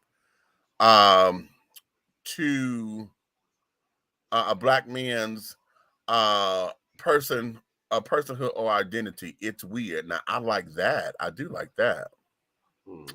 I like that. I really like that because I think that there is probably one of the underlines to what this is as far as emasculation, because this term has not become as big as it is until the alphabet children started to have a little bit more pride. But see, when we went in the closet and carrying on, it was always, you know, the hush hush jokey joke kind of thing. But now that we're a little bit more visible, now all of a sudden, you know, we have this umbrella or this little thing to look at and say, oh my God. It's kind of like having You know how back in the day when we had that one family member who was either had Down syndrome or had mental developmental issues and carrying on or whatever, and they was always in the back room, didn't nobody go bother them. And then when they came out, it was a problem or whatever. It seems like gay people have been that way in the Black community, and now that we're out in the numbers, people have to deal with us in a way that either they don't want to or forgot how to. And now all of a sudden, everything is do-wah-diddy. Oh, this is the Black man is becoming emasculated, and the Black man, we got too many soft sissies out here. They're not men, they're not vigorous. That's Joe Brown. They're not taking care of their responsibilities. And I'm like, Joe, in whose world? We've been taking care of responsibilities for the longest. And things of that nature. So, okay. Let me take a break right here. Let me do a commercial break. I'll be back in a moment, y'all. That's funny. We are here to follow the instructions. For it is written, what is done unto the least of them has been done unto me. When I was hungry, did you feed me? When I was naked, did you clothe me? When I was in prison, did you write or visit me? When I was thirsty, did you give me something to drink? When I was a stranger, did you welcome me? We're going to help our fellow human. We're going to do all that we can to spread God's divine love throughout this land. In season and out of season, to help God's people will be the reason. Outreach goes beyond the walls of a building. We are Passionate Riders Outreach Ministries. Angelo Ellerby, the Henry Higgins of hip-hop, is the founder, president, and CEO of Double Exposure Media Relations. Double Exposure Media Relations is a full-service public relations, marketing, and artist development firm specializing in publicity, photography, artist promotion and artist development, makeup artistry, event production, and EPK development. Celebrating over 45 years in the industry, Angelo believes that a culture that does not take care of nor respect its artists is a culture that leaves nothing behind to appreciate. Let Angelo help you make dollars and cents of the entertainment industry. Contact Double Exposure Media Relations at 201-224-6570. That's 201-224-6570.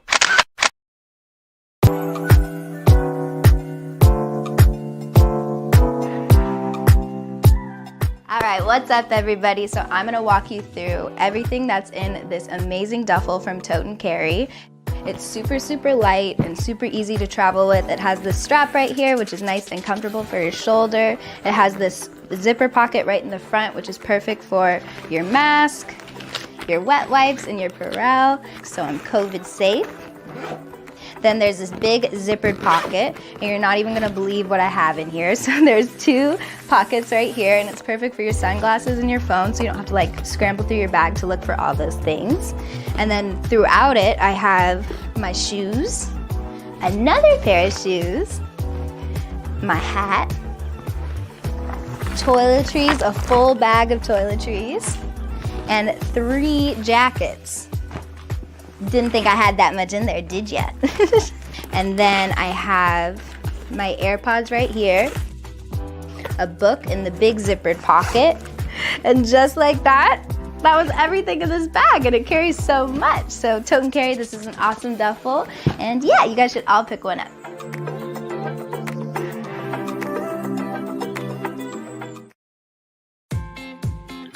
Attention all business owners. Use your advertising dollars here. Looking to reach a more diverse audience for your products and your services? Well, this is the platform for you. Dishing Tea Entertainment welcomes all businesses who wish to expand their brands and looking for clientele that's more than grown and sexy, but also the seasoned and sophisticated. For more information on how this spot can be yours, contact Big Meat at 404-914-5610 or go to our website at www.dishingtea.com.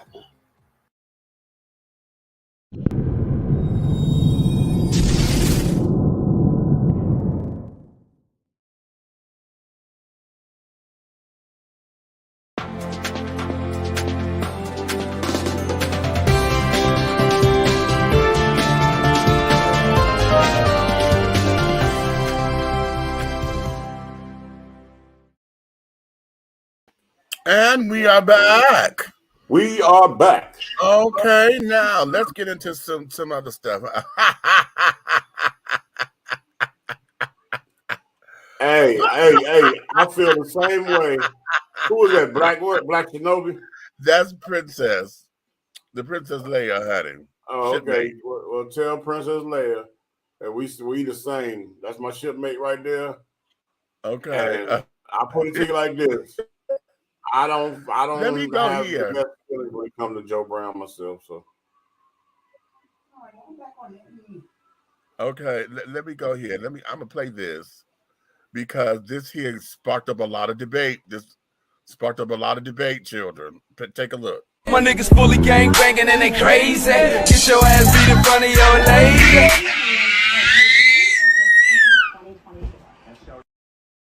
Beat down. I would have whooped him. He would have got a whooping out this world. I would have beat him. oh, that little baby got them hands. No. Listen. Mama needs to do something. Listen. I'm gonna do that one more time. I'm gonna try because y'all might have missed it. Y'all just look and pay attention. My niggas fully gang banging and they crazy. Get your ass beat in front of your lady.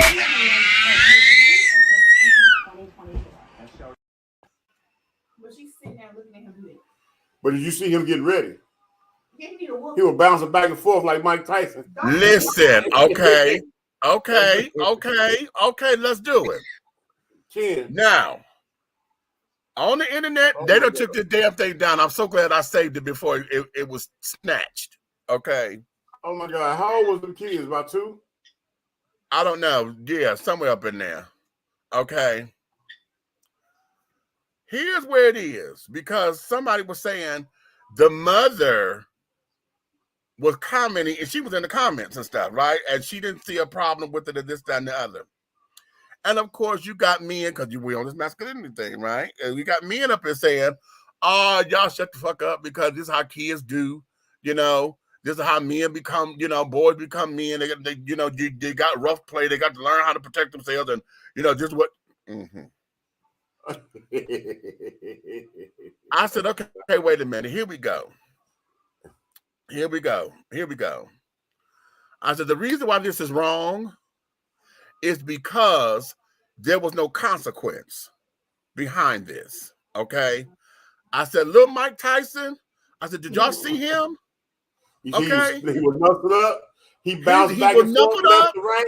He went left to right. He got the bounce off. And soon he seen off. Boom. And went in for the jaw. Did you see that? Yeah. He went in for that jaw. Somebody's teaching him how to box. That's where I am. That's exactly where I am. I'm like, this ain't no kid shit. This is adult shit. Hold on. If you play it back, look at the little nigga arms. Let's do it. My niggas fully gang banging and they crazy. Get your ass beat in front of your lady. Man arms. He got man arms. Do you see his arms? Yeah. The biceps on his arms? Yeah. Okay. All in his shoulder, because his shoulders look developed too. Yeah. No. Okay. He was got toe out the frame. No. That there. I said, now the whole reason this is why that now, you know, little tight, honey. Yeah, he gonna have to learn. Okay, he gonna have to learn because let's look at the video now. It started because little tight, honey, threw a little jab. You know, he swung.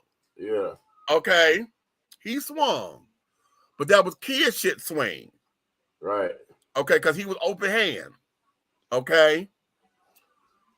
Little Mike, they'll sit up there and score off.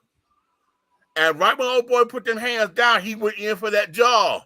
That's calculated. That boy is taught that. Yeah. Okay? That boy is taught that. Now, he hit the little fucker hard enough because you see he grabbed his hand and he walked off because yeah. Okay? Boom. The mama sit up there and put in the thing. Here it is the next day. See, they all right. You know, he good. Yeah, kids are resilient and carrying on. And I'm not saying that, you know, we have to teach our children, you know, about protection and this, that, and the other. Now, apparently, I guess they were cousins or whatever. I thought they were cousins. They might have been brothers. I don't know.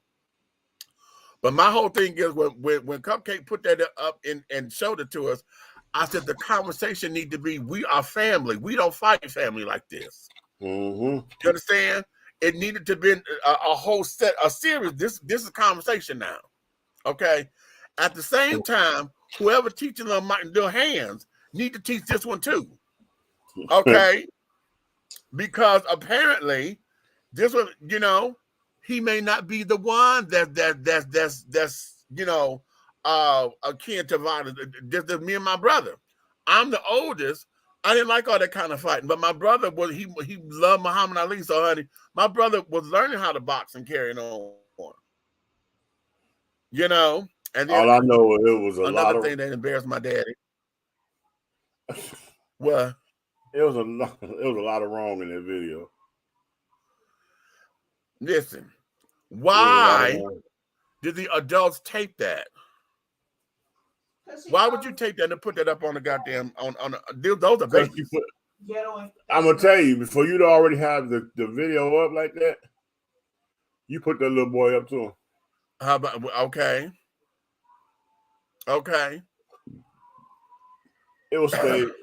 Put that little boy up to it. The little boy went over there. Y'all said some little slick word, fight. I told the little boy, come on. And right. The little boy threw the little kitty swing at you. Right. And he threw the kitty swing. He dropped his hands. And little Tyson was said, oh, you should have never done that. Bye. Right. Right. Night. Okay. And it would have been a whole different thing had he slapped that boy, you know, and they were all open hand, because that'd have been kid shit for me. Okay. No, that boy hit him like he done work. Yeah. He been working on the heavy bag. Right. Okay. Right. Okay. I'm sorry. Wait a minute. Ain't nobody. Oh, where y'all at? Okay, the folks in the comments, y'all hot. Y'all quiet on this one. Okay, y'all quiet. Okay. Wait a minute. Okay, let me do this one. Since we're here, okay? Because now, like I said, in the comments that carrying on, every masculine man or who I assume are heterosexual men, most of them were saying everybody was overreacting because this is kids play and this here is what boys do. This is, you know, boys play rough, blah, blah, blah, blah, blah. And I have an issue with that. Boys play rough, yes. But damn it, in that particular situation where you saw this, that there was not ordinary kid shit, and that there needed a consequence and a conversation. Because that there, I agree with Cupcake, I'd have tagged his ass and be like, you don't do that to your brother. You don't fight with your brother like that. But let me ask you this. Okay, let's keep it real. Yeah. How can you discipline a child that had foot stance, back and forth, protection, and knew when to strike overhand right?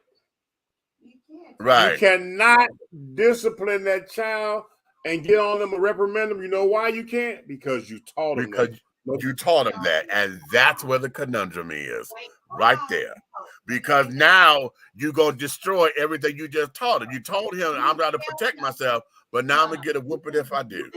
You can still discipline him, but at the same time, you need to let him know you don't use this for this. You use this for this, because when you go to boxing and they take you to a class, rather you go to train, they tell you, do not use it. So yes, you can discipline him, because this is not what we do. And in that video, that little boy did not hit him. You turn around and hit him. Yes, I will whoop your behind because you know when to use it and when not to use it. You can't discipline that child. Sorry, I'm going to commit the whooping his tail. You don't use that right here. You use that when you have to use it in self-defense. That little boy ain't do nothing to you for you to stand off and turn around and punch that boy in his face. No, I would have beat you to tomorrow. All right. Okay, y'all ready? You heard that from Mama. Y'all ready? Yeah, go ahead. What happened? Oh my God! What, bitch? They fight. Oh my God! Oh my gosh! I'm recording. I'm recording. I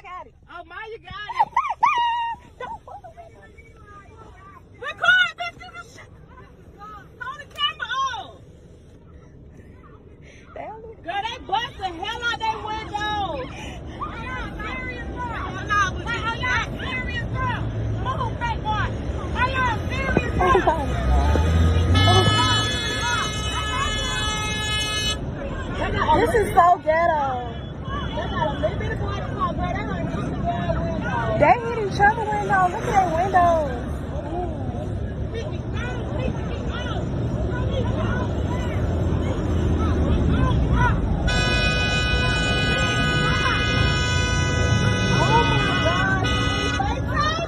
FaceTime right now.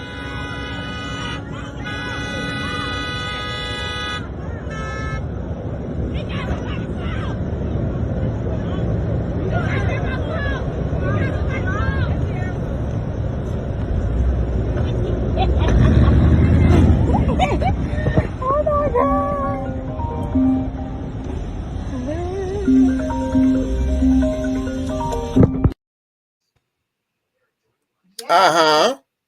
Now, let me give y'all the other. I don't know what happened. All I know is that came up. This came up Tuesday. Okay, this past Tuesday. That there is here in Atlanta, Georgia. We're actually College Park. I was going to say, call it what it is. It's over there where you live at. That is my exit, bitch. That's my exit. If you were coming up at Old National, if you were coming 75, 85, well, actually 85 South. Okay. If you come at 85 South and get off at Old National, that's that exit. Okay. Okay. Why?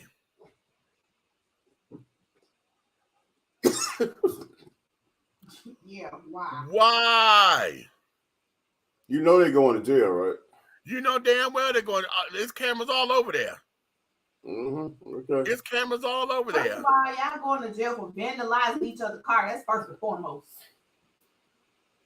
And you out there making yourself look ignorant as ever. Disorderly conduct. Actually, you know what? I need to get in touch What you with say, Ken? Afraid, fighting, disorderly conduct, also impending traffic. They're gonna have some charges stuck on it. Not only that, I'm gonna tell you what other charges that nobody paying attention to. Did you see the kids that were minors? That's so. Right. Child endangering the child. They don't think that's they ghetto good stuff. But they don't think about but that's keeping it real.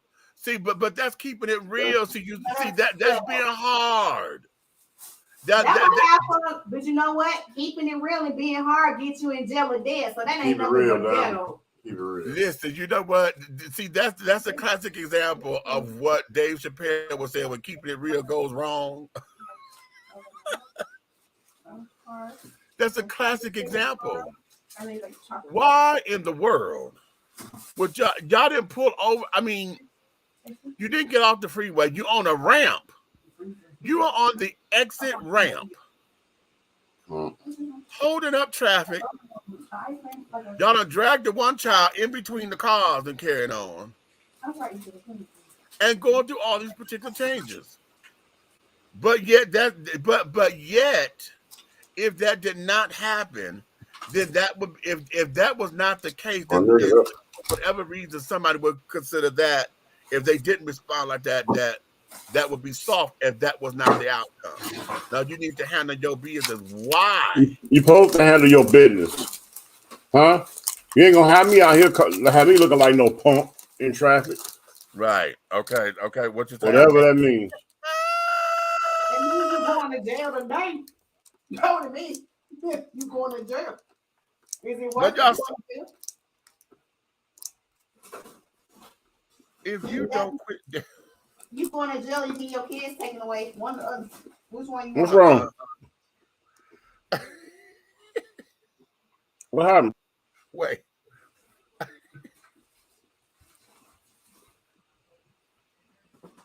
Somebody checking in. Can y'all see that? Yeah. What are they at here? American. I don't know. They're at American Airlines somewhere. This is how they get on the plane. The plane must be landing at the beach. Right. Because they not supposed to walk to the airport like that. They ain't get far. I bet you that. They got on their Freaknik gear. They didn't get far. They not gonna let them walk to the airport like this. They had to throw some bottles. I guarantee you that. What are you ladies wearing? Freaknik fashion. What is wrong with our culture? Like seriously. I don't know what's wrong with you niggas. Oh, for nice Listen, I cannot. I'm whatever down there. I don't know. I don't know. I don't know. And see, this goes back to the question I asked at the top of the show. What is the Black agenda, honey? No. What is the Black agenda? Okay. Because we're so busy trying to understand it, trying to get it, trying to make sure Biden and Kamala, we got the wrong folk in office. They don't want to take care of Black folks. What is the Black agenda? Because I done gave y'all 3 different videos, child, that shows us Black culture at different stages. We were going to Mark. Okay. All of it of which have caused remarkable conversation. And yet we said that we're trying to unify and carry on and we need X, Y, and Z done. What is this?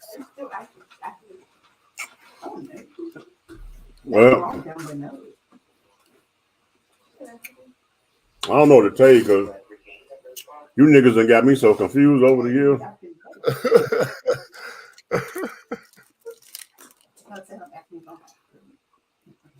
It's like one time everybody was walking around and they had a pick in the back of their head with a fist in it. Right. And they had a switch pick that was red, black, and green. Remember that? Oh, yeah. And they were wearing dashikis. Right. And everything was brother this and brother that. Right. And then all of a sudden, I don't know what happened. Somebody ate a nigga sandwich and started birthing babies. Okay. I'm trying to tell y'all, honey, I don't understand it. I don't get it. It's part of me.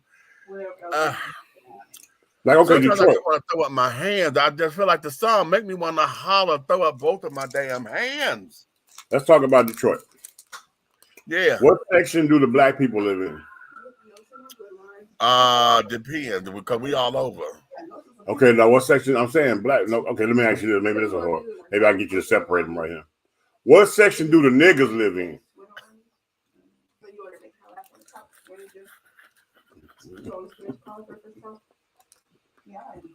We got a couple of sections, honey. Okay, because you got where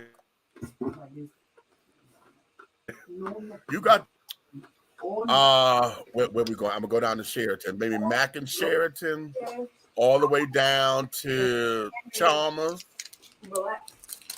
and then and so I'm Mac, and then take it going up to Jefferson. So we probably talking about maybe a 10-mile radius on the east side. On the west side, baby. On the west side, you got everything on West 7 Mile, child. Okay. West 7 Mile. Okay. Okay. Good question. One of them side where the niggas at? Yeah. Martin Luther King go through there, right? Yeah, actually. Okay. Everywhere you live in the United States, where Martin Luther King go through, how about a nigga? Yeah. Where King grew up at? That's where the niggas used to live at. Okay.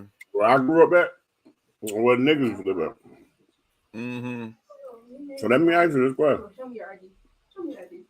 Where do the Black people live? That's cute. Well, that there becomes, see, Black folks, you know, the bougie girls, when they're in Sherwood Forest, we got Indian Village, Grosse Point Park. Okay. What I'm trying to get at, right? But I got you. Yeah. Right. There's a line of people that mistake Afro-American, black, and niggers, and it's 3 different species. Mm-hmm. But I'm gonna leave that alone. Matter of fact, let me get my brother over. Ken. Yes, sir. Go to sleep, man. I'll call you in the morning. Got you, sir. All right. Y'all have a good night. All right. It is. She will what? It is what it is. Okay, you know what? Yeah. That's like okay. Here's for instance, you got Naomi, right? Like Naomi, y'all got any people in y'all family that's really black? We don't go there. No. I'm saying that's like really black. I know not you. You the biggest mud in the room. Yeah, that's what I'm saying. I was like, from what I know, yes, we do have people. I'm saying, do you have some people that's okay? How can I say it? Do you have people or ancestors in your family that you could probably get in touch with that speak like this? Oh no, you know what I'm saying? Do you have any of those? No, that I know of. No. I just got asked that question while you being funny because I was referring up on somebody who's mama African. No. Okay, I don't date Africans, Negro. Hey, Kennedy. Yeah. I don't date Africans. No, you don't. And I'm no. But you know what? To be honest, I don't know what's down in family. But see, I'm not a nigga. I'm black. I am too. Mm-hmm. I'm black too. I ain't a nigga. No. Yeah.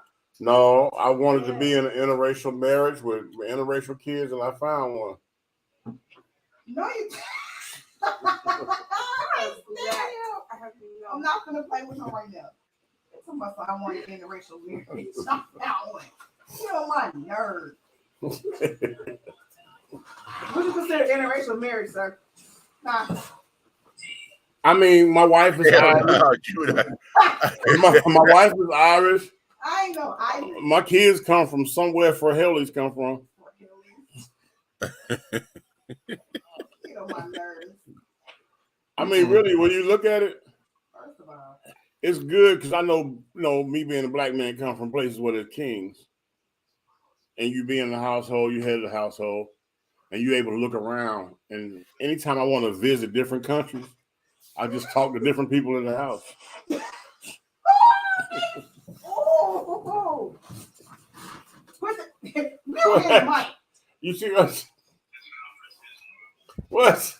Get on my nerves. Did you know if I want to go? If I wanted to go to Panama right now, I can get Diamond, and I can put everybody out of here, and I can turn the heat up because I know they like heat. It's hot over there. I can turn the heat up, and I can sit right here, and we can order frijoles and all that stuff, and we can sit back and watch movies, but we don't understand what the hell they saying out of their mouth, but they got the little words coming across. I'm not trying to entertain you. And I can sit there and cuddle up with Diamond. And feel like I am not with a Panamanian girl. I'm sitting on the beach. Yo, damn shenanigans. What? This evening. I'm just saying, if I feel like going to Ireland, I can lock the room and put green sheets on the bed and hang out with my wife.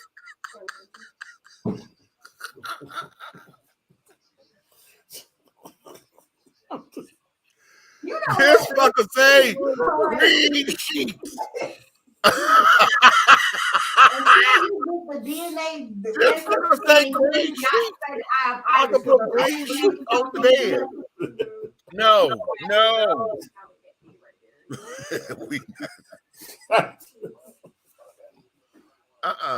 Okay, that's a wrap. Listen, I'm just saying. Exactly.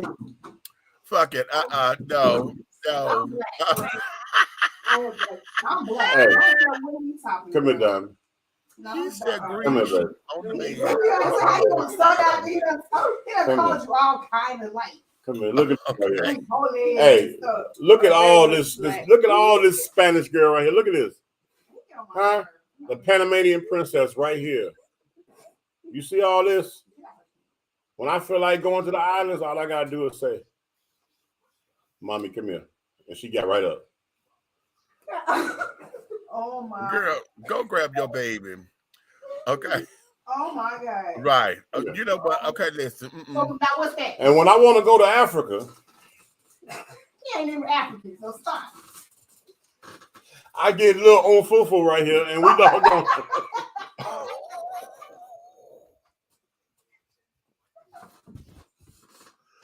I'm not gonna look at him. I'm gonna keep the camera covered, and I'm gonna say this, honey. You know what? We are dishing tea, honey. We love you. We respect you, honey. We thank you for. So what do you do? Come on up I in am here. an Afro-American No, black you're not. man. What is your surname mean? What does my surname mean? What is Hayes? Hayes is what? I am from where the Frenchmen came from, the black Frenchmen Ain't no of black America. Frenchman. It is. No, it's not. They wasn't frying food. French fried. Black food.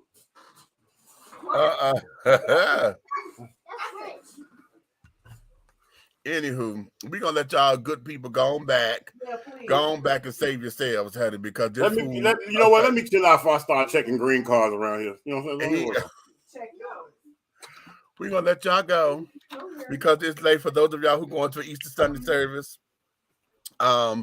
Do know this, and I'm probably going to repost this. I always post this every Easter. Hey, did you go to church last Easter? Who? Me? Everybody. I'm asking everybody. Oh. Anybody here went to church last Easter?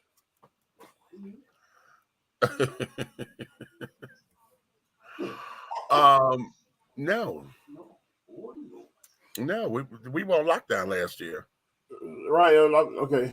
So let me ask you this: besides the people that's in the room with me, did anybody have Easter eggs with jalapenos on it last year? Did you just do that? Like I say, children, we're gonna let y'all. You had jalapenos. Excuse me, amor. Did you have? Did you have jalapenos? Y'all business, honey. Huh? Look for my big meat moment tomorrow. Oh, you go, you mean? Well, we're gonna sit down, honey, and I'm going to.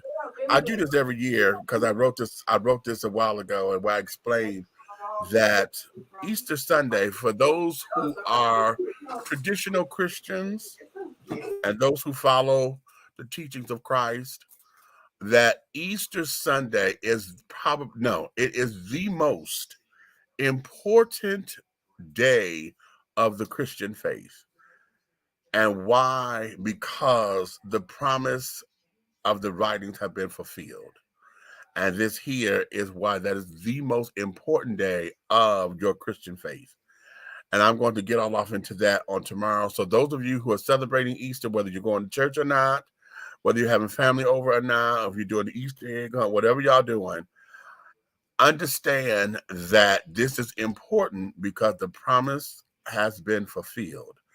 And so whatever you do to celebrate, understand why you're celebrating, and just don't make this about family coming together and y'all go eat some free food or colored eggs or deviled eggs or whatever. It's more than that, okay? Or chocolate bunnies and carrying on. Okay, for those of y'all who are going to church and haven't been to church in a while because you only go to church on Easter and Christmas, okay, I'm not going to be judgmental, but I am going to say is that make sure that when you're going because you want to acknowledge what it means and not because you got a new suit. Okay, with that being said, let me not forget to tell you, the donut factory, you're not there tomorrow, right? Tomorrow afternoon, yeah. Tomorrow afternoon. Yeah, I work tomorrow afternoon. 3 o'clock. Oh. Okay.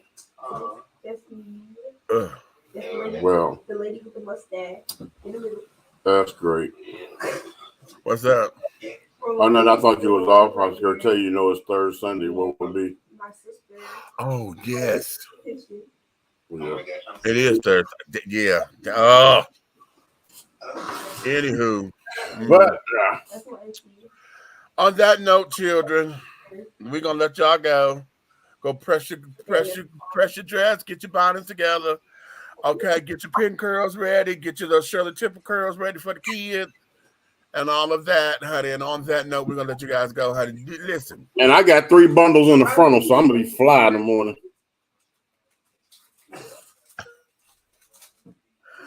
We're gonna let you guys go. Honey. If you love us the way that you do, honey, like, subscribe, share, tell all of your friends, your family to like and subscribe and to share. But if you hate us or don't like anything that we said, disagree passionately or whatever, you can tell all of your motherfucking enemies, honey, to like, subscribe, and to share. Okay, because over here at Dishy Tea with Big Meech and all of the things that we have doing under all of our companies under 3 the Hard Way, the syndicate, honey, I need you to understand that everything that we are doing in any way, shape, style, form, or fashion will move forward. You may finish all of your tea, my darlings, because the tea has been dished, and you've been dishing tea, darlings, with Big Meech. And the big red fellow over there, honey, that's the big guy ally, honey. Okay, in the absence of Aunt Nikki, honey, we thank you, we appreciate you, we love you, honey. And until the next time that we meet again, my darling, my darlings, honey, I need for you to take care of yourselves, be good to yourself as you are good to others, honey. Understand, understand, overstand, understand, honey, And that don't we love forget, you and ain't a damn thing you can do about it, honey. You understand? and don't forget about Wednesday night Bible study. Okay, right. The Passionate Riders Ministry, honey, on Wednesday nights. You have Wednesday night Bible study, honey, right here on the platforms. Honey, you can find us all here. If you right now, because we're all on YouTube, you go to Big Red Fellas page. It's going to stream on my page as well on YouTube, honey. So we got Wednesday night Bible studies with Pastor Ken, 7:00 p.m., darlings. So grab your Bibles and carry on and come on out. Okay. So with that being said, honey, I'm going to let you guys go and say, woohoo!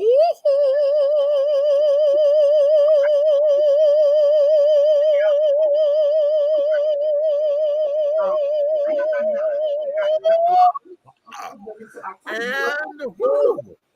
Scene, baby. Huh.